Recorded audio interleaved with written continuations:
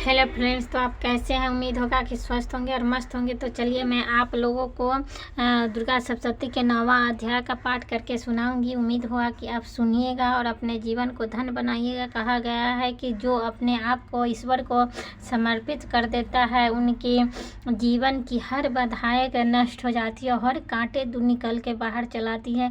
इसलिए मैं आप लोगों से नम्र निवेदन करूंगी कि इस वीडियो को आप पूरा सुनिए और इस पाठ को पूरा सुनिए। सुनने में कुछ नहीं जा रहा है। आप अगर काम करते भी हैं तो इस वीडियो को चला कर रख दीजिए। आपको जीवन में बहुत ऐसा बदलाव देखने को मिलेगा। अगर नहीं विश्वास है तो आप 2, 4, 10 बार या महीना, इसका तो नियम तो है कि आप लगभग 6 महीना इस पाठ का डेली नियम पूर्वक तीनों संध्याओं के समय, अगर तीनों संध्याओं किसका कहते हैं मालूम है दोस्तों?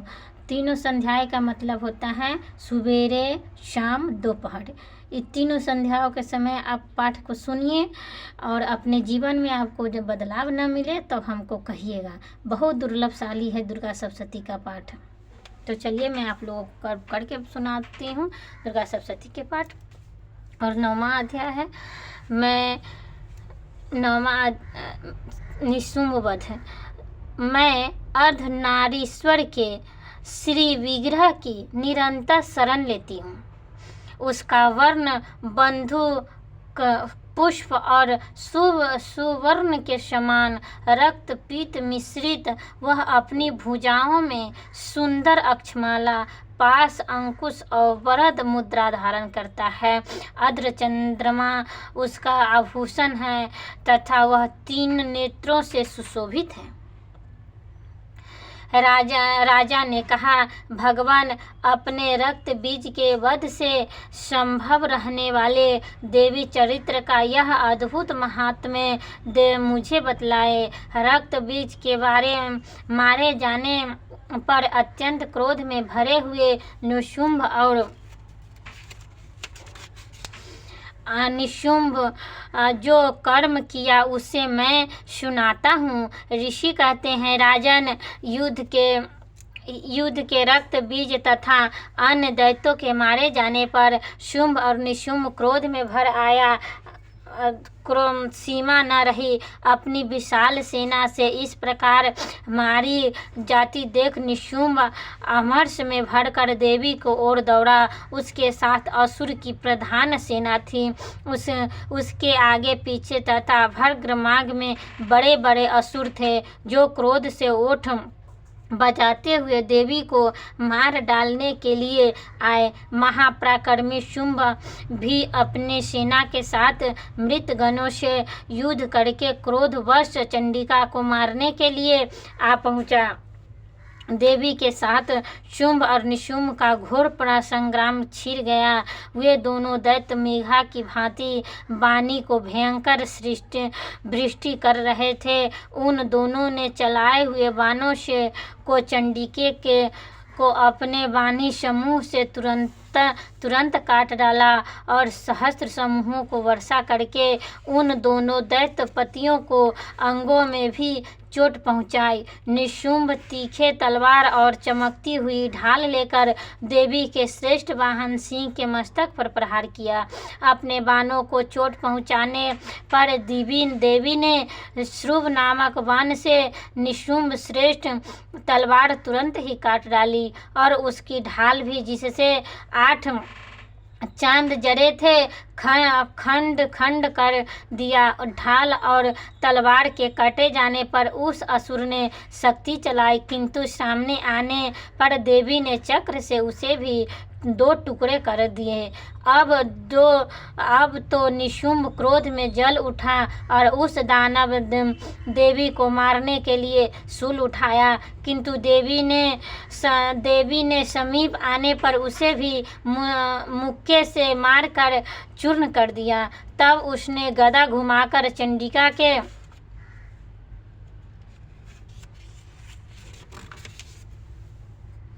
चंडिका के ऊपर चलाई, परंतु वह भी देवी त्रिशूल से कटकर भस्म हो गई। तदंतर दैत्यराज निशुम्भ फरसा हाथ लेकर आते देख देवी ने बाणों से समूह घायल कर धरती पर सुला दिया। उस भयंकर पराक्रमी भाई निशुम्भ के धराशायी हो जाने पर शुंभ बड़ा क्रोध हुआ और अंबिका का वध करने के लिए वह आगे बढ़ा। रथ पर बैठे बैठे ही उत्तम आयुधों से सुशोभित अपनी बड़ी बड़ी 8 अनुपम भुजाओं से समूचे आकाश को ढक कर वह अद्भुत शोभा पाने लगा। उसे आते देख देवी ने शंख बजाया और धनुष प्रताक्ष का अत्यंत दुस्सह शब्द किया। साथ ही अपने घंटे की शब्द से जो समस्त दैत्य सैनिकों का तेज नष्ट करने वाला था वह संपूर्ण दिशाओं में को व्याप्त कर दिया। तदंतर सिंह ने भी अपनी दहाड़ से जिसे सुनकर बड़े बड़े राजाओं का महान मद दूर हो जाता था, आकाश पृथ्वी और 10 दिशाओं को गुंजा दिया। फिर काली ने आकाश में उछलकर अपने दोनों हाथों से पृथ्वी पर आघात किया। उसने ऐसा भयंकर शब्द हुआ जिससे पहले के सभी शब्द शांत हो गए। तत्पश्चात शिवदूती ने दैत्यों के लिए अमंगलजन अट्टहास किया, जिन शब्दों को सुनकर समस्त असुर थर थर उठे। किंतु शुंभ को बड़ा क्रोध हुआ। उस समय देवी के जब शुंभ का लक्ष्य करके कहा, ओ दुरात्मन, खरा रहा। तभी आकाश में खड़े हुए देवताओं बोल उठे, जय हो शुंभ। वहां आकर ज्वालाओं से युक्त अत्यंत भयानक शक्ति चलाई। अग्निमय पर्वत के समान जाती हुई उस शक्ति को बड़े बड़े भारी लूके से दूर हटा दिया। उस समय शुंभ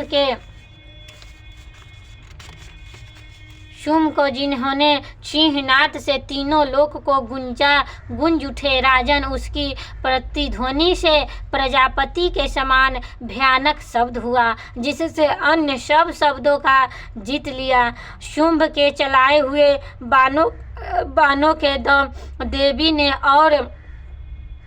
देवी के चलाए हुए बाणों के शुंभ अपने भयंकर बाणों द्वारा सैकड़ों और हजारों टुकड़े कर दिए।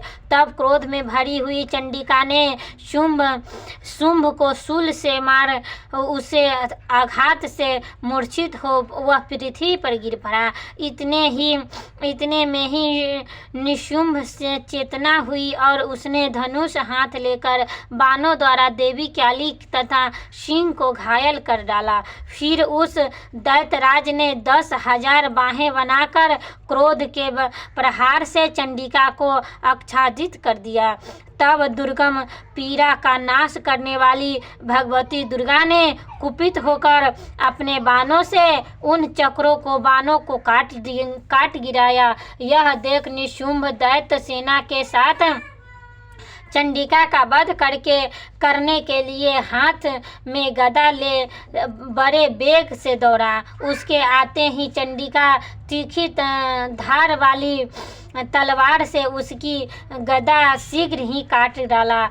तब उसने शूल हाथों में ले लिया। देवताओं को पीड़ा देने वाले निशुंभ शूल हाथ में लिए आते देख चंडिका ने वेग से चलाए हुए अपने शूल से उसकी छाती छेद डाली।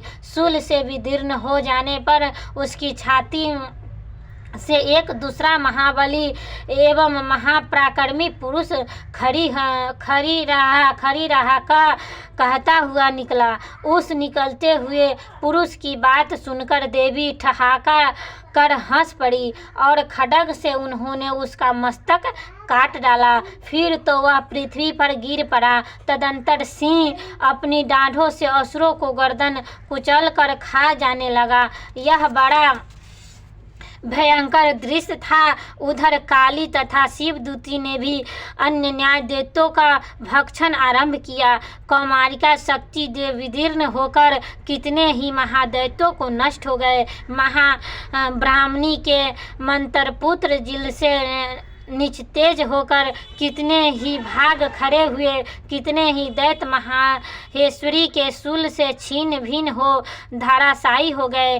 बराही के थुथुन के आघात से कितनों का पृथ्वी पर कचूमर निकल गया। वैष्णवी ने भी अपने चक्र से दानवों को टुकड़े टुकड़े कर डाले। इंद्रियों हाथों से छूटे हुए वज्र से भी कितनों ही प्राण से हाथ धो बैठा।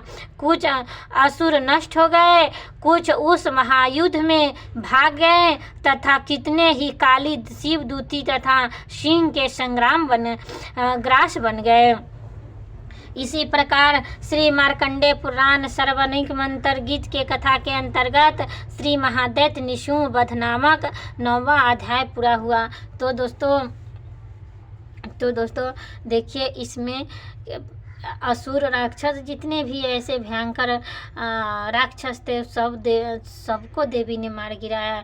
हम लोगों को दुख दर्द कैसे नहीं काटेगी, वो अवश्य काटेगी। उस समय से सिर्फ हृदय से माँ को अब पुकारने की ज़रूरत है। जगदम्बा माँ शब्द ही सबसे शक्तिशाली शब्द है। आप लोग उम्मीद है कि आप पूरा वीडियो को देखिएगा, हमको इतना उम्मीद है। मैं नम्र निवेदन करती हूँ, सुनिए और अपने जीवन को धन्य बनाइए।